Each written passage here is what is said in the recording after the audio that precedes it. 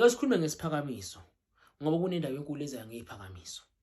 Isiphakamiso level 1 uphakanyiswa ngesidoda noma ngedischarge yomlingano wakho mangabe umuntu wesilisa.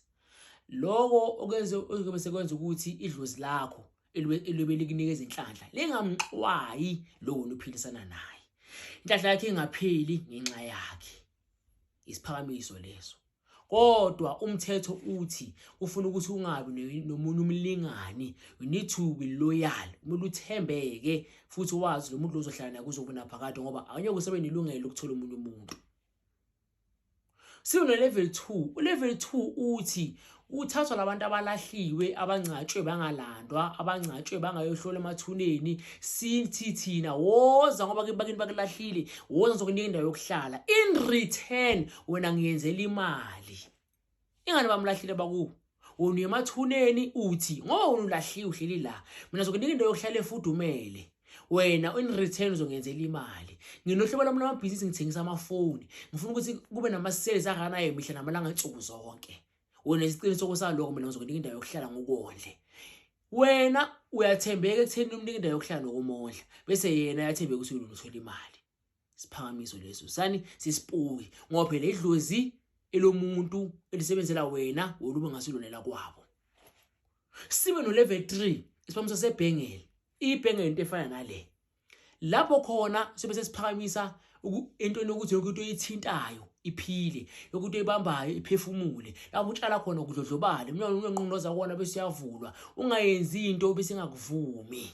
Yonke into ozobuyenza, into ozobe implementa izobe seyenza kibe impumelelo. Ngoba kuyakhathaza kuba nenhlelo zakho zingaphumeleli, into liyakubulala ngaphakathi. Akushintshe lokho. Sibe no level 4 okuyinwele zomlungu. Lapho khona sifuna inwele zomlungu onemali, sithebula inhlanhla zakhe ngoba i-DNA yakhe leyo. Sihlanganisa nezakho, sifaka amakhambi wesintu azenza ukuthi kube inguquko phakathi kwakho nalomlungu. Le mpilo bephile lomlungu lo sizophila wena. Sibe no level 5 okuyisiphakamiso sophondo nesilwane thizeni zobusithula inyeke sisho ngegama esobe sikusebenzela.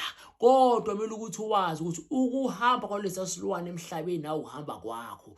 Therefore we need to make sure ukuthi uyasinakekela singandluli ukuze nawe uzohlala uphila unengcebo unemali engapheli.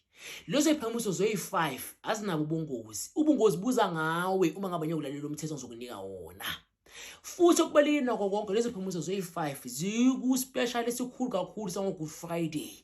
Wonke umuntu okhathile ukuhlupheka ofuna ukuba nemali ofuna ukucela ofuna ukuphumelela makasondele Good Friday special. Siyiphakamiso level 1 up to level 5. U6 7 8 9 10 kale ekho ku special. Uyatholakala kodwa uyamkhokhela. Oku special ulo o1 2 3 4 no 5. Uphile thisha impilo yakho. Lo nyaka lo ongafana naloya. Lo naye ungafana naloya. Nalo uyakuye futhi ungafana nalo. Unyaka uqala uziyophela. Awuna into oyikhombayo wena uthi hey kulo nyaka ngenza ukuthi hayi ngeke madoda ngeke. Wageja lestimela. Angazi ukuthi ke uzobona ubani. Kodwa mina ngiyadilika. Ngithi kuwena khumbule lapha ekhaya uze inkinga nesixazululo. Kuze ibe inkinga kusho kunesixazululo.